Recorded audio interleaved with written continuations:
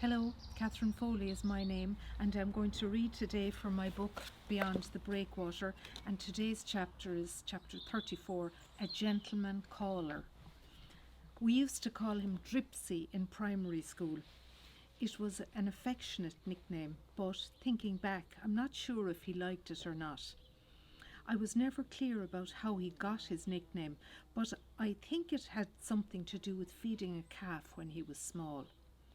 His real name was Marcus. Imagine my surprise when he knocked at our front door in Ballinangowl one summer's evening.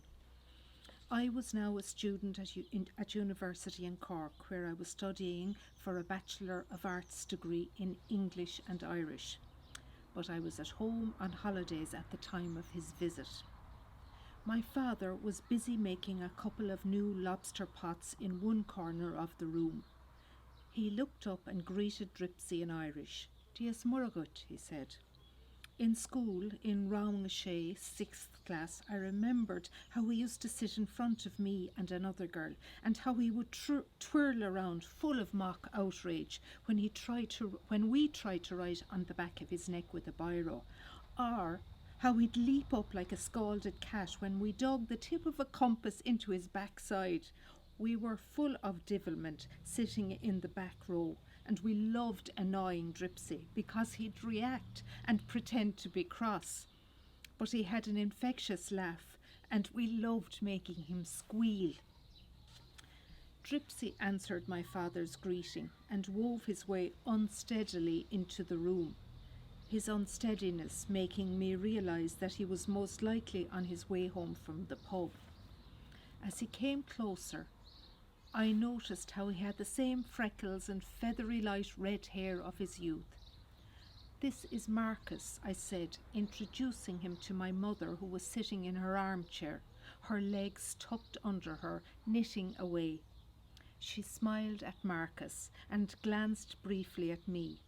I saw her curiosity and her enjoyment of my confusion at the unexpected appearance of Dripsy.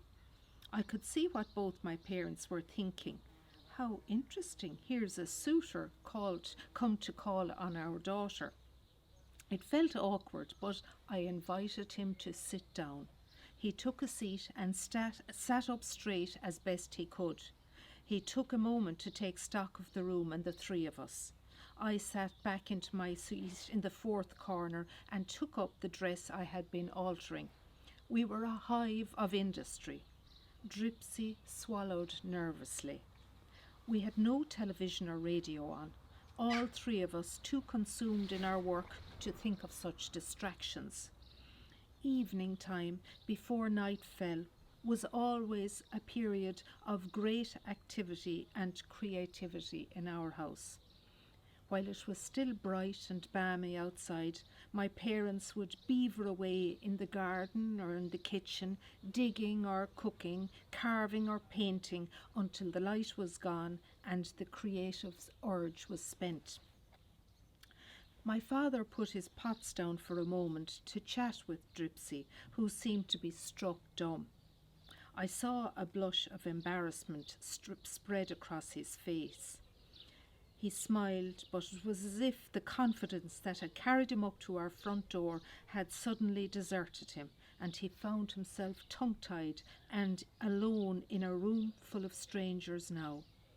In his presence, I could hear the hum of activity in the room. It was almost deafening. I just nodded at him, not knowing what to say myself. "I'm sewing in a zip," I offered. He smiled shyly again, but was clearly none the wiser. I saw him looking at a piece of driftwood that my mother had hanging on the wall over the piano. My father always said the piece looked like a fellow leaning against a wall about to relieve himself. But our walls were full of such items, pieces of driftwood, paintings, shells, plates and photographs. Dripsy's eyes squinted as his gaze fell on one of my mother's shell pictures. "Dad is making a new line of lobster pots," I told him. He scratched his head and the minutes ticked on. I suppose I didn't make it much easier for him. I didn't explain how the instinct to make things took hold of us when the rooms were filled with the luminous orange light of the dying sun, just before it falls below the skyline behind Dungarvan. Dripsy laughed nervously again.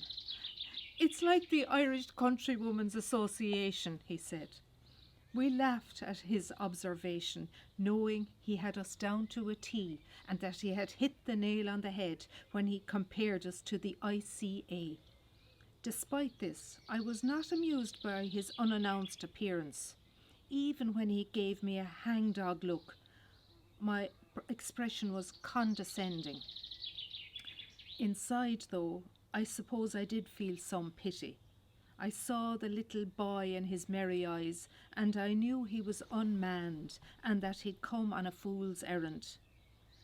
He stayed for a minute or two more, and then he made to go. It was the effort of standing up from the moving armchair on its casters that nearly overwhelmed him. I didn't go to help him, not wanting to embarrass him further. Or was it that my heart had hardened? As he passed me, I noticed how pale he was, and part of me wanted him to stay. He was only a young man, after all, my own gentleman caller. He nodded goodbye to my mother and father. He took in the room again with one last look. I smiled as I waved him off and thanked him for calling.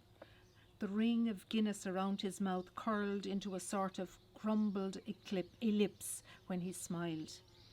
Then he walked off into the evening, and I knew for certain that he'd never call again. So that's all for this evening. Thank you for listening. Bye.